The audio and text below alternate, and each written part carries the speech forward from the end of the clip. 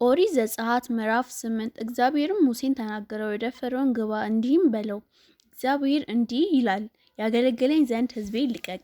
ለመልቀቅ እምቢ ብትል ግን እነሆ እኔ አርግህ ሁሉ በጓጉሮች እመታለሁ፣ ወንዞችም ጓንጉሮችም ያፈላል። ወጥተውም ወደ ቤት፣ ወደ መኝታ ቤት፣ ወደ አልጋም፣ ወደ ባሪያዎች ቤት፣ በሕዝብ ላይ፣ ወደ ምድጆህም፣ ወደ ቡቃያዎችም ይገባሉ። ጉድጓዶችም በአንተ በሕዝብ በባሪያዎች ሁሉ ላይ ይወጣሉ።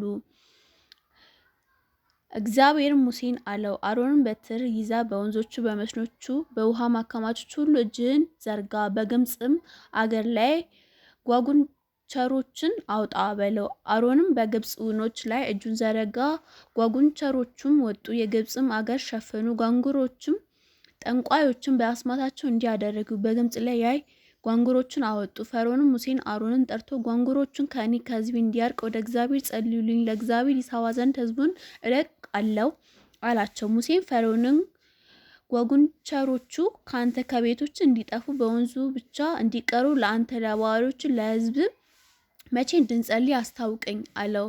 እርሱም ነገ አለ። ሙሴም አምላካችን እግዚአብሔር የሚመልስ እንደሌለ ታውቅ ዘንድ እንዲህ እንደ ቃል ይሁን፣ ጓጉንቸሮቹ ከአንተ ከቤቶች ከባሪያዎች ከሕዝብም ይሄዳሉ፣ በወንዙም ብቻ ይቀራሉ አለ። ሙሴም አሮንን ከፈርዖን ዘንድ ወጡ።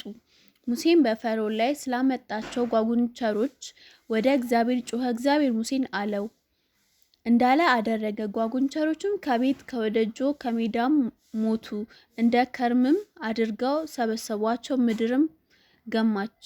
ፈርዖንም ጸጥታ እንደሆነ ባየ ጊዜ ልቡን አደነደነ፣ እግዚአብሔር እንደተናገረ አልሰማቸውም። እግዚአብሔር ሙሴን አለው፣ አሮንን በትርህ ዘርጋ፣ በግብፅ ላይ ሁሉ ቅማል ሊሆን የምድሩን ትቢያ ምታ አለው። እንዲሁም አደረጉ። አሮንም እጁን ዘረጋ፣ በትሩም የምድር ትቢያ መታው፣ በሰውና በእንስሳ ላይ ቅማል ሆነ። በእግዚአብሔር አገር ሁሉ የምድር ትቢያ ሁሉ ቅማል ሆነ። ጠንቋዮቹም በአስማታቸው ያወጡ ዘንድ እንዲሁ አደረጉ፣ ነገር ግን አልቻሉም። ቅማሉም በሰው በእንስሳ ላይ ነበር። ጠንቋዮቹም ፈርዖን ይህ የእግዚአብሔር ጣት ነው አሉት። የፈርዖን ልብ ግን ጸና፣ እግዚአብሔርም እንደተናገረው አልሰማቸውም። እግዚአብሔር ሙሴን አለው፣ ማልደህ ተነስ፣ በፈርዖንም ፊት ቁም፣ እነሆ እርሱ ወደ ውሃ ይወርዳል። እንዲህ በለው፣ እግዚአብሔር እንዲህ ይላል፣ እንዲያገለግለኝ ሕዝቤን ልቀቅ። ሕዝቤን ባትለቅቅ እነሆ በአንተ በባሪያዎች በሕዝብ በቤቶች ላይ የዝንብ መንጎች እሰዳለሁ። የግብፃውያን ቤቶች የሚኖሩበት ምድር ሁሉ በዝንብ መንጎች ይሞላሉ። በዚያ ቀን በምድር መካከል እኔ እግዚአብሔር እንደሆንኩ ታውቅ ዘንድ በዚያ የዝንብ መንጋ እንዳይሆን ሕዝቤ የሚቀመጥባትን የጌሤም ምድር እለያለሁ፣ በሕዝቤና በሕዝብ መካከል እለያለሁ። ይህም ተአምራት ነገ ይሆናል።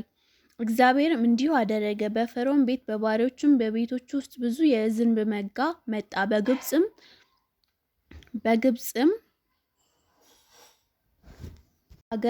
አገር ሁሉ ላይ ከሕዝቡ መንጋ የተነሳ ምድር ጠፋች።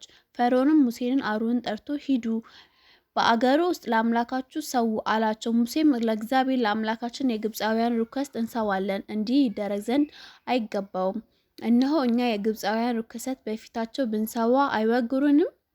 እኛ ስለ እግዚአብሔር ለአምላክ እንሰዋ ዘንድ እንደሚያዝዘን የ3 ቀን መንገድ ወደ ምድረ በዳ እንሄዳለን አለ። ፈርዖንም ለእግዚአብሔር ለአምላካችን በምድረ በዳ ትሰዋ ዘንድ እለቅቃችኋለሁ፣ ነገር ግን ርቃችሁ አትሂዱ፣ ጸልዩልኝ አለ። ሙሴም እነሆ ከአንተ ዘንድ እወጣለሁ፣ የሕዝቡን መንጎች ከፈርዖን ከባሪያዎች ከሕዝቦች ነገ እንዲሄዱ ወደ እግዚአብሔር እጸልይላለሁ። ነገር ግን ለእግዚአብሔር ይሰዋ ዘንድ ሕዝቡን እንዳይለቅቅ ፈርዖን እንደገና አይታለልን አለ።